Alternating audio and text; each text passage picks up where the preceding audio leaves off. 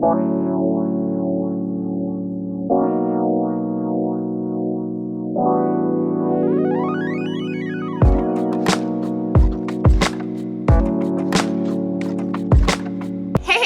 back to my channel. It's Ashley here, and if you are new, hey girl, hey. First of all, I'm in between doing this in a DIY and Ryder's right here. I'm in between doing a DIY and filming this video, so I gotta get things done, y'all. So that's why I look like this, but you guys always see that I look like this in my videos. So anyways, today in this video, I am going to be testing out some painting tips or tricks, hacks in this video.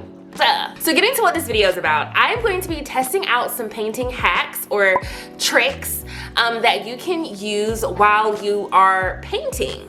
So some of these things I have used before, other ones I have not tried, and other ones are just kind of little tips or tricks that I use when I'm painting. So I'm really excited about this. This was super fun. So let's go ahead and hop on into the first trick, hack. All right, so we moved this party outside in the garage, and now we're about to start testing some stuff out. So tips, tricks, hacks, whatever you want to call them, I'm going to show them to you today. So this first one, I've honestly done it myself. It's just lining your paint tray with aluminum foil. Two other ways that you could do that though is with a plastic bag and press and seal wrap, press and seal something. But I got it from the Dollar Tree and it's like cling on or cling it. I don't know y'all, but we're gonna see. All of them should literally work fine. This is just an easy way to kind of just like make less of a mess with your paint trays. So if you didn't know anything about it, you're gonna learn today, and I'm gonna show you how this works. So let's go ahead and start this thing. All right, so first things first, when you're dealing with aluminum foil, you're just gonna wrap it just like you would if you were covering something up or if you were baking something. So you can use more than 2 sheets if you want, and then you're just going to attach. You're just going to then add your paint to that, and then I'm just going to be using my roller brush to kind of demonstrate that you can roll this all over your aluminum foil and it'll be fine. So I am using the dollar store's aluminum foil, so it's not going to be like Reynolds or anything like that. So I did have a little spot when I was removing my aluminum foil, but once you do all of this and you remove your aluminum foil, you should be good to go and your paint tray will be nice and clean. Moving to the next one, which was using press and seal, which this is definitely not press and seal. It is saran wrap, so this was super hard to undo. Oh my gosh, it was giving me a super headache.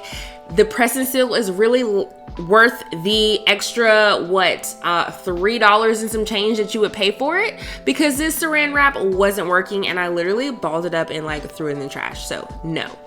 So the next one is the plastic bag, which is super easy. All you have to do is add the plastic bag to your paint tray, and then you add your paint and you're good to go. Very easy cleanup as well, because all you have to do is gather everything up and throw it in the trash. If you want a little bit more protection, you can then add aluminum foil to the top as well, and then again gather everything up and throw it in the trash. All right, so aluminum foil, good. Plastic bag, good. Saran wrap, because that's technically what that was. No. That was too much. Press and seal might be a little bit different, I'm not sure, but that is enough. So moving along, let's see which one I'm gonna do now. Using a water bottle, okay. So the next one we're gonna try is Vaseline. So it's saying you put the Vaseline on screws and hinges, and when you paint over it, the paint, when it dries, like you're gonna be able to kind of like wipe it off, which this could possibly work, because if you are distressing furniture and you want to like, or have that distressed look, if you put Vaseline over certain places on the furniture and then you paint it and then wipe it off, the paint won't adhere to those places. So this is gonna work. I feel like it. All paint and all Vaseline and stuff are made different, so we'll see how it works, but let's try it.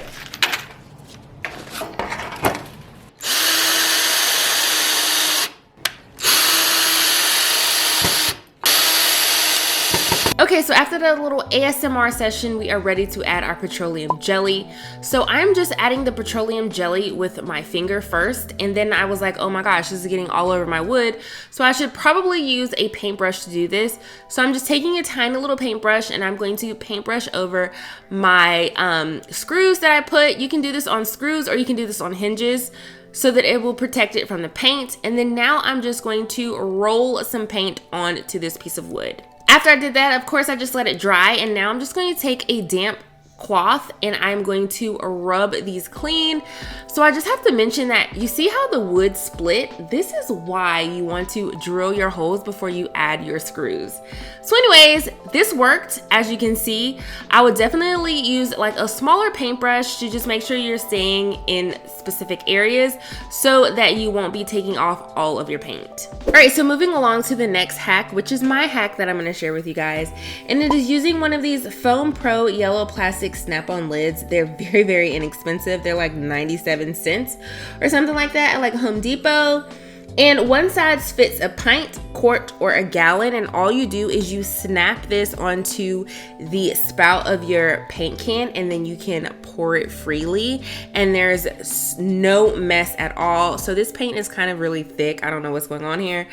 But once you pour it, all you have to do is just remove it, and then look how clean my spout and my rim is on my paint, and I just absolutely love to use this. All right, so now I'm gonna share with you guys the paint tip that I found. So it's basically just puncturing the inside of the rim of the paint can with some nail holes, and it's going to collect and maintain a clean seal for your paint. So instead of nailing mine, I'm just going to be drilling some holes. So I drilled 4 holes, and then I poured this into my glass container. So as you can see, the paint literally still was kind of there, and it still messed up the paint seal, although this paint was thick. So I used my other paint, which was better consistency than this one, and I poured it in. I did the same 4 holes, poured it in, and the paint did start to come back through, but still the paint seal was kind of, I mean, it still had paint on it, and I had to wipe it clean. So honestly, I would definitely use the little paint lip thing that I used previous, because it literally just keeps everything nice and clean. All right, so this next hack I was excited to try because you're going to use these magnetic buttons, and you're going to be able to hold your paint brush on the side of your paint can. So of course it needs to be a metal paint can and a metal paint brush, because it's not working with that one. But this was super cool because you can just add that and just put your paintbrush on there while you're doing something else, and you can also keep it in your paint can as well once you seal it closed. Before I move on, I just want to talk about my sponsor for today, which is Skillshare. Skillshare is an online learning community with thousands of inspiring classes. There are tons of topics to choose from, ranging from graphic design, photography, film and video, lifestyle, you name it, it is on there. One of the classes that I'm currently taking is called Productivity for Creatives, and it is taught by Thomas Frank. It's a really smooth sailing class, and it's really been helping me to work more effectively. When you're on Skillshare, there are no ads, and they're always launching new premium classes, and it is less than $10 a month with an annual subscription. I have an awesome offer for you guys, and the first 1,000 of my subscribers to click on the link that I'll have in the description, you will get a free trial of a premium membership so you can explore Skillshare's awesome community. So make sure you check that out in the description, and let's move on to our next hack. The next one is using these little paint strainers to strain your paint, which these are a little large, so these might work a little bit better. They're still a little large, but honestly, if you're first opening up a fresh pair of paint, and you're doing like spraying or anything like that, and you want to strain your paint, I would probably, I mean, this one might be fine, but this one would probably be a little bit better because they're like a little bit smaller. Now, if you got some goops and loops and stuff in your paint, and they're like pretty large, or they might be really small, then, I mean, this one could be fine. But again, this one probably going to be the best bet because the holes are, if you can see, the holes are like not as large as this one. Let's try it. So all I did for this was just add my strainer to a plastic storage container, and then I'm just gonna add my paint, and then I'm just gonna let it strain it, and as you can see, it is working perfectly fine. I also love the fact that you can just plop this down on either your paint sprayer container that you're using or a plastic container like this and strain your paint if it needs to be strained. And it's super easy to do, and this literally works like a charm, and it's only going to be $8 for you. All right, so for this next hack, I'm gonna be taking a squeegee and also a paint scraper, and we're gonna see which one works best if you don't have painter's tape on hand. So the first one I did was the squeegee, and I'm just painting it, and it did pretty well. You just want to make sure when you're pulling it off that you're pulling like away from it and not like up and away. So the next one I tried was of course the paint scraper, and I did the same thing. I was just pressing up against the wood and I started to paint. So this one of course works a little bit better than the squeegee because it's metal and it's not rubber, but you can use the rubber to your advantage as well.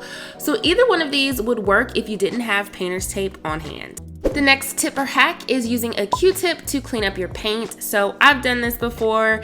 All you have to do is just wet your Q-tip a little bit, especially if you're using it on wood because it's more porous, and you can just wipe your paint off. Now the next thing I did was I used it on like a painted surface, and this is just real easy to just remove with your Q-tip because it's a smoother surface and you can easily remove that paint. And the next one we're gonna try is placing a rubber band on top of your can of paint so that you'll be able to like wipe your brush off a little bit before you actually paint. So we're gonna try it on like the little regular aluminum paint cans, and then I'm gonna try it on one of the little smaller cans too to see if that would do the trick as well. All right, so I'm using the rubber bands, of course, that I got from the Dollar Tree, and this pack does have various sizes, which is bomb. So I'm gonna use the larger size and I'm gonna attach that to my paint can. And then once I got that attached, all you gotta do is just dip your brush that you're using into your paint, and then you're gonna use this part to just remove any of the excess paint that you have on your brush. So after that, I started to test this on, again, like I said, the different types of paint containers that I normally use, and they all worked well, especially because they had the different size bands that you can use. I will definitely be using this again. It's just an easy way to make sure that you keep your excess paint, and also to keep those rims clear of paint so you don't have to worry about any buildup or anything like that. So this is definitely a hack that I would use in the future. So another one I came upon is using a wire hanger. If you are Tyler Perry, you're definitely not gonna like wire hangers. But anyways, you're gonna cut the hanger down to the size that you need, and then all you do is bend it to shape and then add it to your paint can. And then I'm just gonna take some tape and I'm going to tape these to my sides. And this is just going to act the same way that the rubber band did in removing the excess paint that you have on your paintbrush. This is also gonna be a pretty easy cleanup because all you have to do is remove the tape, remove the wire, wipe it down, and then you can reuse this. You can also shape these to the different size cans that you might have that you store paint in. Moving to the next hack, I'm just gonna be using these clips, and they're supposed to keep my paintbrush from dipping into my paint. So it was originally supposed to be with the larger clip that I'm using now, the black one, but I picked up the colorful ones because I just thought they were cute. So they weren't working, so then I used it on my mason jar. So I opened that up and I did the same thing by clipping it. And this worked better because it was a narrower lip or a narrower opening, and it held my paintbrush into place when I dipped it into the paint. The next little paint tip is something that I do, which is storing my paint in glass jars. So Dollar Tree has these new glass jars that have these plastic lids that work perfect.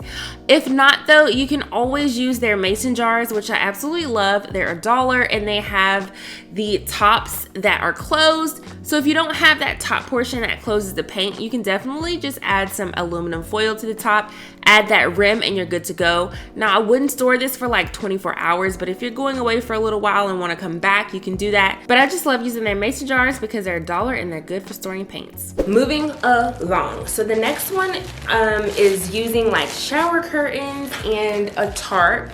as a drop cloth, which are perfect. These are gonna be fine to use, but these are things that you can use. They're $1 and you don't have, and honestly, the Dollar Tree has drop cloths, but if you can't find them when you're there, you can try a shower curtain or you can try their tarp. So I'm pretty sure these are gonna work just fine, but I do have maybe just a little tiny hack that you can add to these. So let me show you.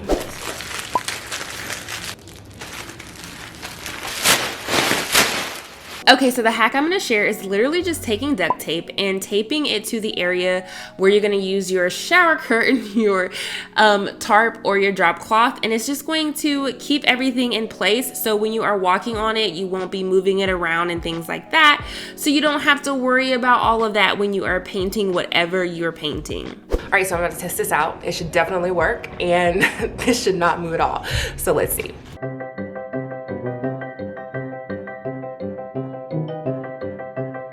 So it works, and I'm definitely not going to be using the tarp, but the tarp is going to work fine too. You do the same thing and you can add that duct tape to it and you're good to go. If you're inside, I would recommend using maybe painter's tape, like the thicker frog tape or the scotch tape, and you'll be good. So this next tip is for when you use an inexpensive roller. So this one is from the Dollar Tree, and I'm just going to take a lint roller and I'm going to roll that off, and as you can see, it's taking the fuzzies off. Another thing that you can do is you can take painter's tape and wrap it up and pull it off, and again, you can see the fuzzies. Now honestly, there are too many fuzzies if you ask me, so I definitely just would not use this, and I would go ahead and use something from like Home Depot or something like that, a good quality roller, so you don't have to worry about all of these coming off. So for our last paint tip, this is one that I do all the time. This is my paint tip to you guys. Literally, it's just taking a paper towel and making sure it's nice and damp and wrapping your paintbrush with it. This is just a nice way to make sure that your paintbrush does not dry out when you're going in between coats. So the one that I found though is that they said to wrap it in a paper bag, which is perfectly fine too as well. Also a Ziploc bag would work too. But you can double this thing up and do the damp cloth like I said, and then wrap it into your plastic bag. Put it in the refrigerator if you want, and you will still be good to go to use that brush later on. All right, and that is it for this video. So I hope if there was a hack or a tip that you did not know about, you found that out today in this video. If there's another tip, trick, or hack that you think we should know about, let us know down below in the comments. If you aren't subscribed to my channel, make sure you click on that subscribe button and you hit that notification bell so you'll always be up to date with my latest tutorials, and I'll see you in my next one. Bye.